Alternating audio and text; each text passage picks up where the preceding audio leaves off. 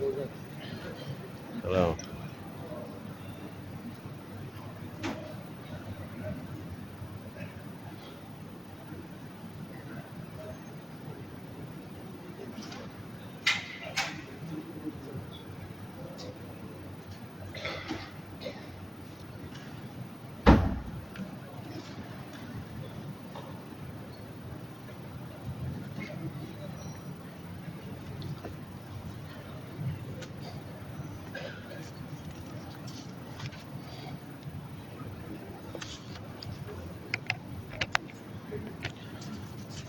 Assalamualaikum warahmatullahi wabarakatuh. Bismillahirrahmanirrahim.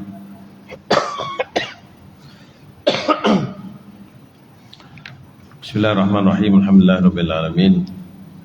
Wa bihi nasta'in ala umuri dunya waddin wa ala alihi wa sahbihi ajmain. Qala rabbi shrah li sadri wa yassir li amri wahlul 'uqdatam min lisani yafqahu qawli. Wa la haula wa la quwwata illa billahil azim. Saya mulakan ahli-ahli tuan kuasa masjid lah. Tuan fungsi dah sihat ya. Tuan imam kita, ketua imam dan imam kita pada pagi ini, tuan-tuan ahli-ahli jemaah, ibu-ibu, bapa-bapa, hadirat yang mati Allah sekalian. Alhamdulillah, syukur kepada Allah SWT pada hari ini saya dapat bersama dengan tuan-tuan dan puan. Boleh lagi kot ucap selamat hari raya ya. Maaf zahir dan batin. Taqabbalallahu minna wa minkum. Moga Allah menerima amal kita pada bulan Ramadan yang lalu ya. Apa yang kita buat selama sebulan, semoga antara yang paling kita harapkan adalah pengampunan daripada Allah Subhanahu Wa Taala dosa-dosa kita yang lalu. Man shoma ramadhana imanan wa ihtisaban ghufira lahu ma taqaddama min dhanbi. Dan ada satu hadis lain Nabi SAW sebut raghima anfu rajulin dakhala alaihi Ramadan summan salakha walam yughfar lahu. Rugilah seorang yang masuk Ramadan sampai berakhir Ramadan sehingga ujung dia tidak diampunkan dosanya oleh Allah Ta'ala. Maknanya begini, maknanya pengampunan Allah tu sangat luas pada bulan Ramadan, sehingga siapa-siapa yang tak dapat tu memang rugi sangat. Begitulah ibarat. Boleh patutnya ramai sangat orang yang dapat. Patutnya boleh dapat. Tapi kalau tak dapat juga memang ibarat macam kita kata, kalau bahasa kasarnya kita kata celaka benar lah orang tu.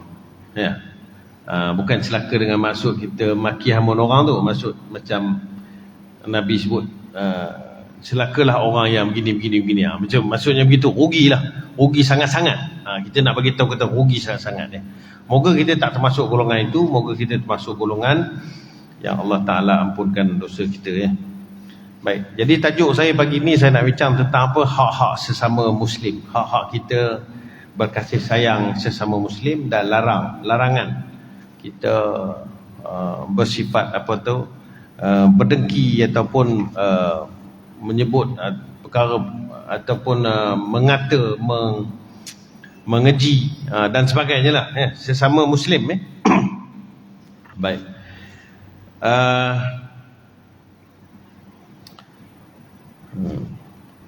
Jadi jelas Allah SWT sebut kepada kita bahawa innamal mu'minuna ikhwatun. Sebenarnya orang beriman itu sifatnya apa? Bersaudara. Maka sifat bersaudara ni mesti kena kekal. Walaupun Allah jadikan memang kita ni berbeza-beza. Allah jadikan kita ni pemikiran berbeza, tahap pendidikan berbeza, kemudian kita kata apa, environment persekitaran kita semasa kita kecil berbeza, ya. Apa lagi? Boleh kata banyaklah kita ni banyak perbezaan, banyak berbeza. Nak suruh satu masjid ni berfikiran dengan satu fikiran tak mungkin. Kita kata mustahil lah, ya. Berbeza. Kerana itu memang sifat yang Allah Ta'ala jadi kepada kita. Kita mempunyai idea yang berbeza-beza, pemikiran yang berbeza-beza. Sebab itu kalau kita tengok para ulama mujtahid kita, imam mujtahid kita, imam mazhab, mereka pun berbeza cara berfikir. Macam mana nak keluar satu hukum, mereka ada pendapat yang berbeza. Sebab pandangan mereka pada benda tu berbeza, ya. Saya buat contoh. Sekarang ni musim orang puasa 6, ya. Musim puasa 6. Cuma saya nasihatkan untuk jaga hati kawan-kawan, jangan duk tanyalah orang, kan. Mereka dah puasa ke belum, mereka dah raya ke belum, kan. Dia nak ngaburkan dia tu dah puasa. Letih lah kawan tu tak puasa. Kawan tu puasa Ramadan pun kira dah bagus dah. Kan? Itu pun saya kata, dari segi amal ibadat pun sebenarnya kita tak sama. Sahabat-sahabat Nabi pun tak sama. Ada sahabat Nabi yang kuat sembahyang malam, ada sahabat Nabi yang kuat puasa, ada sahabat Nabi yang kuat berselawat, ada sahabat Nabi yang semua tak kuat, dia buat benda yang wajib. Jadi dari segi amal pun memang kita berbeza, ya. Tapi yang wajib tetaplah, yang wajib tak boleh, maksudnya tak boleh lah, kamu kuat aku tak kuat, kamu puasa aku tak puasa, tak boleh lah, kan. Kecuali yang Allah Ta'ala bagi keuzuran. Tapi nak cerita bagi pada benda yang boleh pilihan ni, manusia memang akan berbeza, Kita mungkin rajin puasa 6, kita tak tahu boleh jadi dia rajin baca Quran, tadabbur Quran, boleh jadi dia rajin sembahyang malam, tapi dia diam, dia tak kabur. Kita ni baru puasa 6, sibuk nak ngabur kat orang, dengan cara tanya orang dah puasa ke belum, tanya orang dah raya belum, raya apa, raya 6, kan. Kawan saya cerita, kalau di sebelah Indon, di Ambon tak silap saya, dia kata, ini kawan saya cerita lah, dia kata dekat sana raya Aidilfitri tu dia raya biasa-biasa je. Hari ke-7 tu, kan, lepas pada hari raya, hari ke-7 lepas raya tu, baru demo raya, sakan-sakan raya selepas habis puasa 6. Ini pun satu hal juga, ya. Yang Nabi syariatkan, demo buat biasa-biasa je. Yang demo sendiri buat, yang tu demo buat beria-ria. Ini pun manusia pelik juga. Yang itu benda berbeza yang tak apa bagus, kan. Bukan tak boleh nak raya lah, secara adatnya nak raya boleh lah, tapi janganlah pula dia berlebih pada yang syariat, kan. Yang syariat tetap yang utama. Sebab apa? Sebab dia adalah syariat, dia ada ibadat-ibadat khusus dia. Ada takbir, kemudian ada solat raya, ada bayar zakat fitrah. Yang puasa 6 tu bukan ada apa pun, kan, kita sendiri je buat. Habis-habis pun nak buat kenduri makan, tak apalah, silalah. Begitu, baik. Ini saya nak cerita bahawa para ulama mujtahid, ulama-ulama mujtahid, imam-imam mujtahid kita pun berbeza, ya, puasa 6. Imam Malik, imam mazhab Maliki, beliau antara yang awal, nombor 2, yang besar lah, yang besar. Sebelum tu ada lagi imam-imam, tapi mereka punya mazhab semua tak berapa tersusun. Kemudian dia kebanyakannya dia tak jadi satu mazhab yang lengkap lah. Dia ada satu part lah. Tapi mazhab yang tersusun sebab tertulis pandangan-pandangan mazhab tu, ada yang besarnya ada 4 lah yang kita sebut. Ada lagi yang lain-lain, tapi yang kita bincang 4 ni lah. Imam Abu Hanifah antara yang paling awal lah, lahir, kan, tahun 80 Hijrah. Kemudian Imam Malik 92 Hijrah, Baik. Tapi duduk berbeza tempat. Imam Malik duduk di Madinah, Imam Abu Hanifah duduk di Iraq.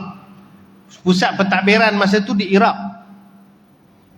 Tapi di Madinah ni kelebihan dia apa? Kelebihan dia apa? Tempat wafat Nabi sallallahu alaihi wasallam, tempat sahabat-sahabat ramai di Madinah. Baik. Jadi antara perkara yang berbeza pada Imam Malik dengan imam-imam lain adalah Imam Malik mengambil amalan orang Madinah, iaitu ulama-ulama Madinah. Amalan ulama Madinah diikuti oleh orang-orang awam di Madinah, dijadikan sebagai hujah oleh Imam Malik. Apa maksud hujah? Maknanya itu jadi dalil untuk amalan tu jadi sunnah ke atau tak sunnah. Itu jadi dalil kepada Imam Malik. Walaupun Imam Malik seorang ulama hadis, beliau menulis kitab Muwatta dalam membincangkan tentang bab-bab fiqh tapi dalam bentuk hadis. Tapi hadis kalau berbeza dengan amalan ahli Madinah, orang Madinah buat lain, hadis kata lain, Imam Malik pakai amalan ahli Madinah. Sebab apa tuan-tuan? Pada pandangan Imam Malik, amalan ahli Madinah sampai kepada Rasulullah tu diamalkan bila ramai yang beramal, maknanya amalan itu sifatnya mutawatir. Sampai khabar tu secara mutawatir, maknanya lebih kuat kerana ramai orang diambil daripada ramai, kemudian sampai kepada Nabi. Begitu. Sedangkan hadis mungkin seorang perawi, mungkin dua orang perawi. Ini bukan kita melemahkan hadis, ini saya nak cerita macam mana cara Imam Malik berfikir kalau dalam bab itu. Sebab itu tuan-tuan, pada puasa 6, Imam Malik dapati ahli Madinah tak buat puasa 6. Imam Malik mendapati ahli Madinah tak buat puasa 6. Itu salah satu nak cerita. Maka oleh kerana sana banding sini, okey, ada hadis tak? Ada hadis. Hadis menceritakan man shoma Ramadan summa atba'ahu sittah min Syawal, zaka siyamud dahri. Siapa yang berpuasa bulan Ramadan, berpuasa pada bulan Ramadan, kemudian diikuti dengan 6 hari pada bulan Syawal, dia akan dapat pahala seperti orang yang berpuasa setahun.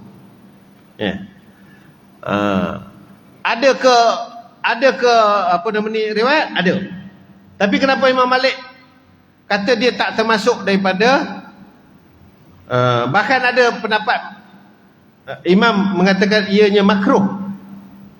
Walaupun sebahagian kata makruh, Imam Malik kata makruh jika dia dianggap wajib seperti puasa bulan Ramadan. Ini yang saya kata tadi, jangan duk tanya-tanya orang, benda bukan wajib pun. Nak puasa silakan. Maknanya Imam Malik kata jika dianggap wajib maka makruh. Dan ada disebut juga bahawa Imam Malik tak menganggap dia sunnah. Maksudnya tidaklah seperti yang kita pegang, sebab ahli Madinah tak buat. Itu dia punya hujah. Ahli Madinah tak buat. Nak beza sikit lagi, ahli Madinah juga buat apa dalam kitab, dalam nukilan Imam Malik, orang Madinah sembahyang tarawih berapa rakaat tuan-tuan? 36 plus 3. Itu part lain, nanti kita bincang kemudian. Baik. Jadi nak bagi tahu, ini nak bagi tahu beza.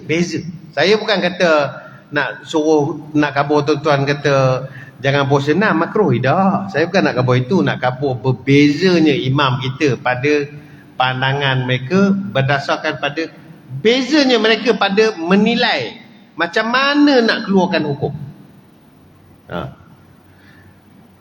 Itu belum kira Imam Abu Hanifah lagi.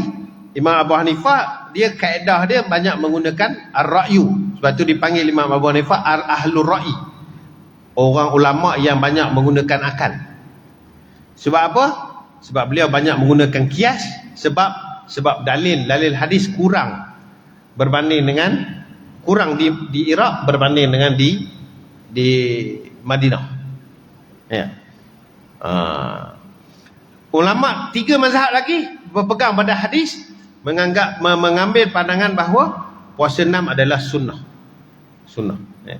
Dan saya ada baca juga dalam kitab ada pandangan lain kata mazhab Maliki juga kata sebenarnya puasa 6 ni bukan terhad bulan Syawal, dia setahun. Untuk melengkapkan dalam setahun tu 30 plus 6. Bila-bila pun buatlah 6 hari pun ada pandangan. Kalau itu lega sikit kita ya. Kita yang tak berrajin puasa ni lah. Yang rajin puasa tak ada masalah, okey je. Bulan Ramadan pun Isnin Khamis habis ya. Bulan Syawal baik. Itu contoh berbeza ya. Cuma apa yang saya nak sebut hari ni adalah di kalangan kita orang Islam ni dalam keadaan berbeza ni kita tidak menghormati perbezaan. Yang ni yang saya nak sebut ni kan. Kita sesama orang beriman sekarang ni kita tidak lagi mahu menghormati perbezaan itu. Kita nak kalau boleh orang tu mesti sama dengan kita. Kalau tak sama salah. Ya. Hatta dalam perbezaan amalan, mazhab kan. Aliran akidah sebagai contoh. Ya. Apa yang disusun oleh para ulama kita adalah kaedah untuk bagaimana kita memahami atau kaedah bagaimana kita nak beramal. Kerana mereka lebih berautoriti dan mereka lebih cukup alat untuk mereka memberi panduan kepada kita. Tapi mereka ni ramai. A, B, C, D. Yalah, ulama lah. Jadi panduan ni oleh kerana ramai, panduan ni banyak. Bila panduan banyak, macam-macam kaedah dibuat. Ya. Yang paling penting adalah untuk apa? Untuk menjaga keharmonian, menjaga keamanan, menjaga persaudaraan. Ya. Kita tengok dalam tempoh 10-20 tahun ni ya, ada juga perang berlaku di negara-negara bukan Islam, tapi majoriti perang berlaku dalam negara Islam. Ya, ini yang antara benda yang kita nak kena elok ya. Sekarang berlaku perang di mana kan? Di Sudan ya. Kemudian di Tunisia pun tengah ada berlaku konflik juga kan? Pimpinan politik di sana ditangkap dan dipenjarakan ya. Sebelum ni berlaku di mana? Di Libya, di Iraq, di Mesir, banyak ya. Baik, jadi peringatan Allah Ta'ala kepada kita apa? Surah Al-Hujurat ayat 11. Kita baca yang ini dulu. A'udzubillahi minasyaitonirrajim. Ya ayyuhalladzina amanu la yaskhar qaumun min qaumin asa an yakunu khairan minhum wala nisa'un min nisa'in asa an yakunna khairan minhun wala talmizu anfusakum wala tanabazu bil alqab bi'sal ismul fusuqu ba'dal iman wa man lam yatub fa ulaika humuz zalimun. Sadaqallahul azim. Wahai orang beriman. Ini Allah ingatkan kepada orang beriman. Kita lah tu, mudah-mudahan insya-Allah. Ya. Mengaku ke kita orang beriman? Insya-Allah mengaku. Ya. Takkan nak mengaku kot. Ya. Rugilah. Baik. La yaskharu, ya la yaskhar qaumun. min qaumin asa yakunu khairan minhum. Janganlah kamu memperolokkan satu kaum lain, ya, atas mana kamu satu kumpulan duk polok-polokkan orang lain, ya, duk kata kumpulan ni tak apa-apa, kumpulan ni begitu gini. Bukan sekadar tak apa-apalah, lebih teruk lagi pada itu. Kalau kita tengok kalam-kalam orang politik lagi teruk. Tapi yang saya risau ni bukan apa, mereka yang di atas tu, mereka matlamat mereka ni lawan sana lawan sini sebab mereka nak dapat keyakinan orang mengundi. Jadi dia kenalah kata orang ni tak betul, orang ni tak betul, orang ni begini. Sakat tak betul tak apa, gelaran tu yang saya memang tak setuju lah. Sebab Allah Ta'ala larang. Yang menjadi concern saya, okeylah pimpinan tu demo sebab demo memang kerja demo itu. Yang concern saya ni, yang kita di bawah pun terikut-ikut juga. Kita pun bagi gelaran sana, gelaran sini, gelaran sana, gelaran sini, gelaran-gelaran yang buruk, yang orang tak suka. Memang bab gelaran Allah Ta'ala dah sebut dan bawah ni lagi kita sebut. Tapi pada peringkat awal lagi Allah Ta'ala sudah sebut jangan kamu merendah-rendahkan orang lain. La yaskhar qaumun min qaumin. Sebab apa? Sebab Allah Ta'ala sebut asa an yakunu khairan minhum. Boleh jadi orang yang dikata tu lebih baik daripada orang yang kena kata. Ini isu dia. Sebab kita dalam dunia ni, kita yakin ke yang kita buat tu 100% memang betul? Dan orang yang kita cemuh tu tak betul. Terutama pada perkara-perkara ijtihadi, perkara-perkara yang sifatnya adalah keputusan kita, yang kita kena yakin betul, yang Allah Ta'ala sebut secara jelas. Itu contohnya, inna dina indallah al-Islam. Kalau lain daripada Islam tak betul, itu kena yakinlah, betul lah Allah Ta'ala sebut. Tapi kalau yang melibatkan keputusan ijtihad kita, akal kita, kita tak boleh 100% kata orang tu mesti confirm salah, kita mesti betul. Orang tu confirm masuk neraka, kita mesti masuk syurga. Sebab ijtihad, tak boleh. Bahkan kalam Imam Syafi'i yang masyhur, dalam bab istinbat hukum, Imam Syafi'i kata apa? Ra'yi sawabun, pendapat aku betul, walakin yahtamilu khata. Boleh jadi, boleh ada kemungkinan padanya salah.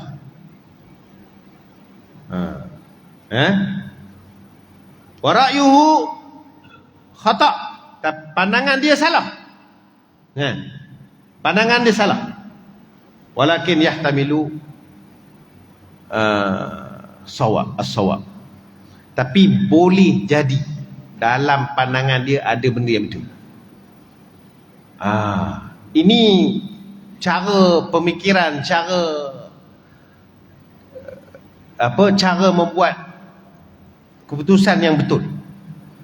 Imam Syafi'i terkenal seorang yang sangat hebat, sangat alim, sangat pandai berhujah, menggunakan dalil yang kuat.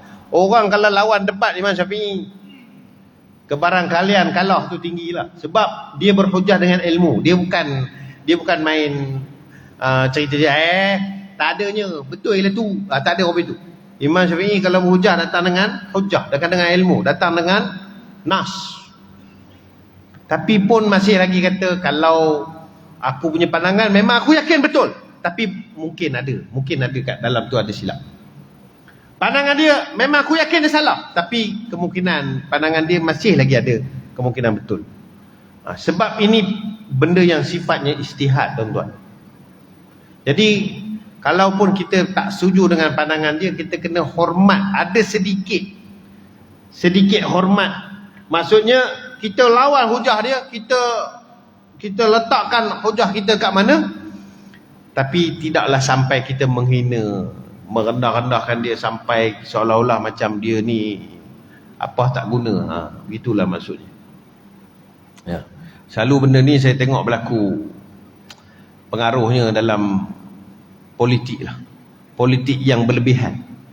Ni saya bukan anti politik, bukan. Politik yang berlebihan, yang melampau-lampau, yang berlebihan. Ya. Apa pun dalam hidup kita ni tak boleh berlebih. Gula boleh makan, boleh. Tapi berlebih, kencing manis. Ya. Kan? Daging boleh makan, boleh. Tapi kalau berlebih, darah tinggi. Contoh. Ya. Marah boleh? Boleh. Marah dalam Islam boleh. Ada had dia, marah boleh. Tapi kalau dah marah je rojanya, kan? Tak lama kena serangan jantung. Kan? Ini contoh, jangan berlebihan. Apa pun jangan berlebihan, makan pun jangan berlebihan. Ya. Baik. Tapi ini antara benda yang kita, pada saya lah, kita kena belajar, kita kena cari ilmu supaya kita dapat lebih tenang sikit, berlapang dada. Kan? Yang pertama, jangan mengata orang tu terlebih sangat, ya, atau merendah-rendahkan orang. Kemudian Allah Ta'ala kata wala nisaun min nisa. Saya pun bila saya baca ayat ni, saya tengok patutlah orang perempuan ni pun kalau ngata sama-sama demo boleh tahan. Ya. Isu baru apa? Penyondol. Ya, penyondol. Saya pun lambat tahu orang guna istilah penyondol. Penyondol ni rupanya kepada perempuan. Bukan pada orang lelaki, pada perempuan. Perempuan yang nak kahwin dengan suami orang lah, diistilahkan dengan penyondol. Bila saya kaji balik, benda yang menyondol-nyondol ini babi. Jadi kenapa dia guna istilah sondol? Nak menunjukkan buruknya perbuatan tu macam babi. Boleh ke guna perkataan tu? Kalau begitu, bagaimana dengan Ummul Mukminin yang kemudian berkahwin dengan Nabi? Kan? Ketika Nabi sudah ada isteri. Saya tak nak sebut perkataan tu, memang sangat tak sesuai nak dicontohkan. Ataupun bawah lagi pada itu, para sahabat, mereka juga ada isteri yang lebih. Begitu juga orang soleh. Bahkan Allah SWT yang mencipta kita sendiri membenarkan benda itu. Allah sendiri yang sebut, wa in khiftum alla tuqsitu fil yatama fankihu ma taba lakum minan nisa masna wa sulasa wa ruba' fa in khiftum alla ta'dilu fawaidah. Jika kamu bimbang tidak boleh berbuat baik pada anak-anak yatim, kamu kahwinlah perempuan-perempuan yang kamu suka. Sebab zaman dulu mereka suka kahwin dengan anak yatim, kononnya nak tolong tapi dia nak ambil kereta. Jadi Allah Ta'ala bagi syarat, kamu nak kahwin anak yatim boleh, tapi kamu kena jaga hak dia, hak-hak anak yatim. Ada ayat-ayat lain Allah Ta'ala sebut kan tentang jaga hak anak yatim ni.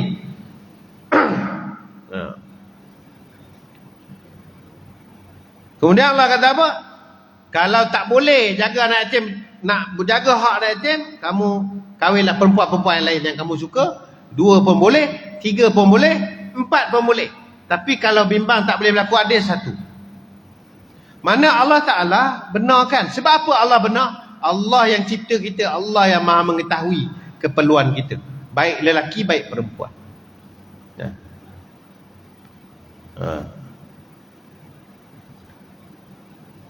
Dan saya dah sebut tadi, kita berbeza. Kadang-kadang nasib kita tak sama. Ada orang Allah takdirkan dia jadi isteri pertama, dan Allah takdirkan dia jadi isteri pertama, janganlah sombong sangat kan. Bila orang lain nak jadi yang kedua sebut, penyondol. Tapi kita tengok banyak kes di luar sana, mereka kemudian bercerai sebab tak setuju. Kemudian akhirnya perempuan yang jadi isteri pertama yang bercerai sebab tak setuju berkahwin, kemudian dia pula berjumpa dengan lelaki yang sudah ada isteri. Dia pula jadi isteri kedua, dia pula jadi isteri ketiga. Masa itu dia lupa dah, dia pula jadi penyondol. Tapi saya Saya tak suka sebut benda ni. Sebenarnya tak kira siapa, istilah ni tak baik. Istilah ni tak baik. Asa an yakunna khairan minhunna. Allah Ta'ala sebut, boleh jadi entah-entah dia tu yang kita tuduh macam-macam lebih baik daripada kamu. Sebab apa? Sebab Allah Ta'ala jadikan kita beza-beza. Keadaan berbeza, takdir berbeza. Boleh jadi dia berkahwin dulu, suami meninggal. Boleh jadi dia berkahwin dulu, bercerai sebab ada masalah tak sesuai. Boleh jadi dia tak pernah berkahwin lagi, belum lagi kahwin, sama ada umur dia dah lanjut ataupun dia masih muda. Tapi pilihan yang dia buat tu mesti ada sebab. Sama ada betul atau tidak, itu bergantung pada niat. Innamal a'malu binniyat. Dan kita tak tahu niat orang. Kalau betul jelas dia tak sesuai, dan kita bagi tahulah, nasihatlah, kan? Mintalah orang-orang berpengaruh tolong nasihatkan suami. Kalaupun nak, janganlah pilih yang itu, cari yang lain contohnya. Tapi janganlah gunakan istilah-istilah yang buruk untuk memburuk-burukkan orang lain. Bukan saya yang sebut, Allah yang larang. Allah yang larang. Sebab takut tuan-tuan ibu-ibu, di akhirat sana Nabi kata ada orang muflis. Bila Nabi tanya sahabat, tahu tak orang muflis macam mana? Nah, sahabat kata orang tak boleh bayar hutang, tak ada duit.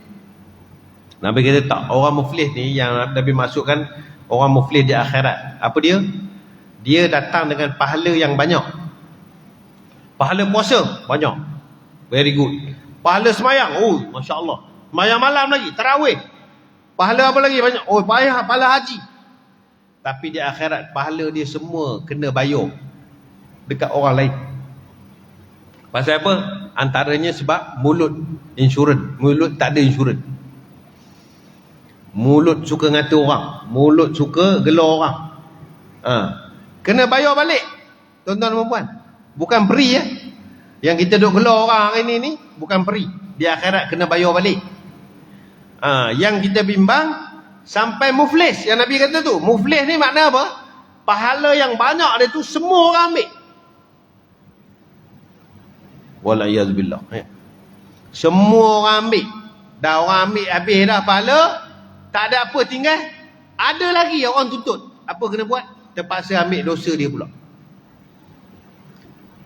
Apa akibatnya orang yang timbangan dia lebih berat dosa daripada berbanding pahala? Neraka.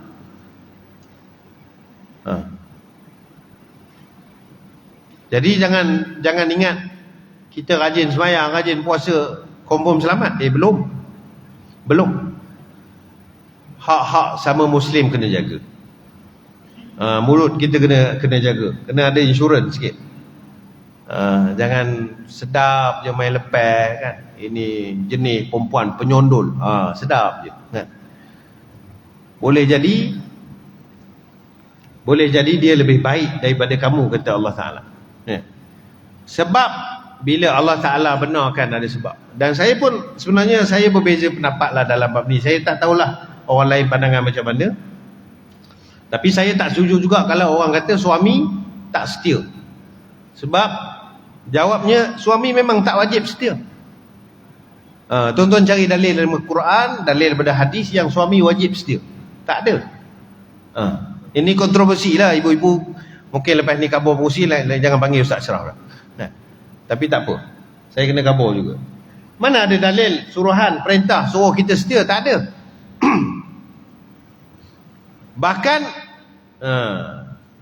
Bahkan untuk tujuan yang baik ya, tujuan yang baik, orang yang berkahwin lebih daripada satu dengan tujuan yang baik, itu pun digalakkan dapat pahala. Niat yang betul lah.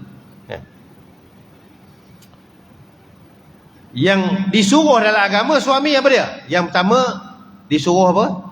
Disuruh bertanggungjawab, adil pada menunaikan tanggungjawab. Suami wajib menyediakan nafkah kepada keluarga dengan adil. Makan, minum, pakaian, tempat tinggal, nafkah yang adil, termasuk giliran bermalam. Kena adil. Itu kewajiban suami. Yang kedua, suami kena buat apa? Kena bergaul dengan baik. Washiruhunna bil ma'ruf. Suami kena bergaul dengan baik. Kata Imam Ibn Katsir rahimahullah dalam tafsirnya, dia kata apa maksud washiruhunna bil ma'ruf? Kena apa? Min husni aqwalihim. Baik dari sudut tutur kata, wa af'alihim. Dari sudut apa? Apa nama ni? Perbuatan, ya. Tutur kata kena baik, perbuatan kena baik, cakap jangan duk maki hamun, jangan duk tampar bini, jangan duk pukul. Kan? Mana kita buat apa yang baik seperti mana kita mengharapkan isteri kita buat baik kepada kita. Itu tanggungjawab suami.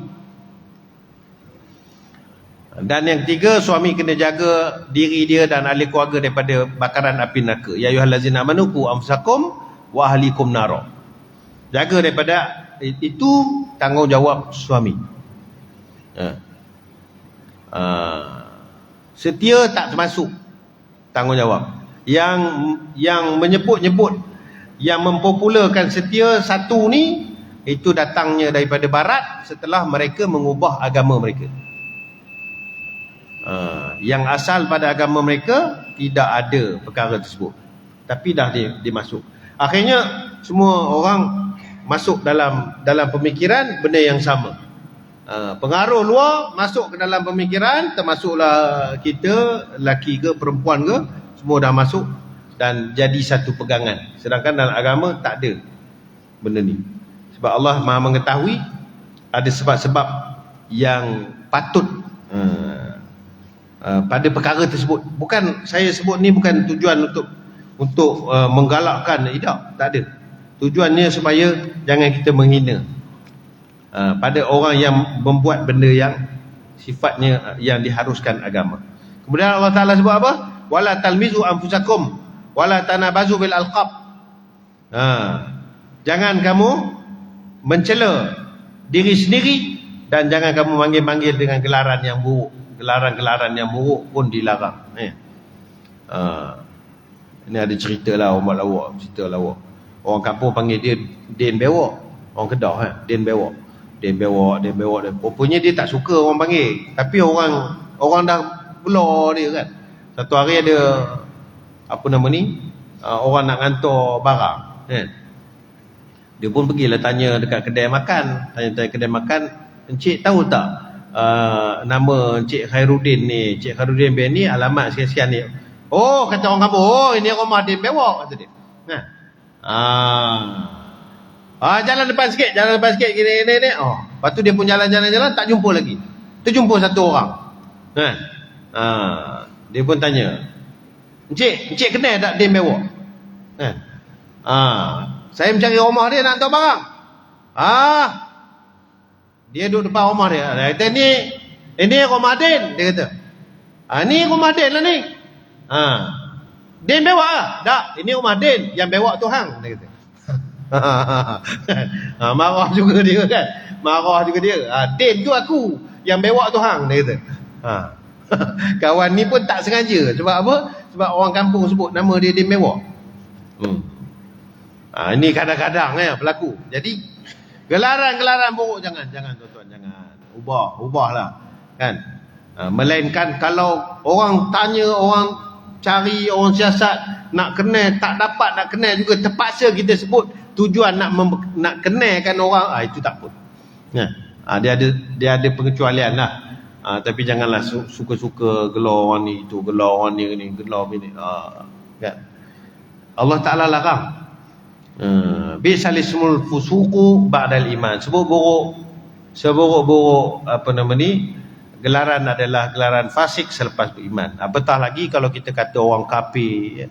Dulu berlaku berbeza pendapat pada parti pun, di kafir pun. Ini tolong tuan-tuan, jangan sekali. Ini perkara politik, perkara ijtihad. Perkara ijtihad dia bukan qat'i. Jangan kita gelar orang dengan munafik, dengan apa lagi, ini gelaran-gelaran yang berat.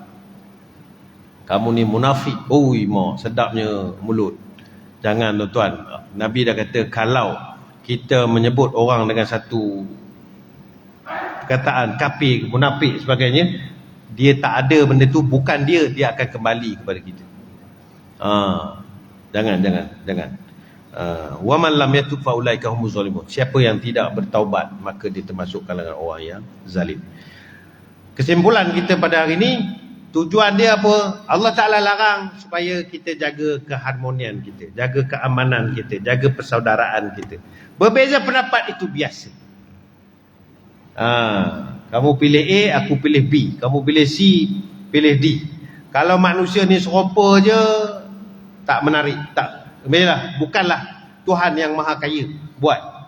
Tuhan yang maha kaya buat, kita berbeza-beza. Kita berbeza. Ada yang kurus, ada yang gemuk, tinggi, rendah, hitam, putih. Ada yang pemikiran dia begini-gini. Beza itu adalah rencam.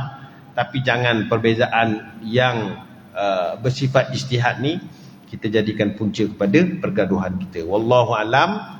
Mudah-mudahan ada kebaikan pada apa yang saya sampaikan pada hari ini, untuk diri saya juga, untuk kita semua insya-Allah. Aku lupa lihaza. Astaghfirullah li wa lakum. Assalamualaikum warahmatullahi wabarakatuh.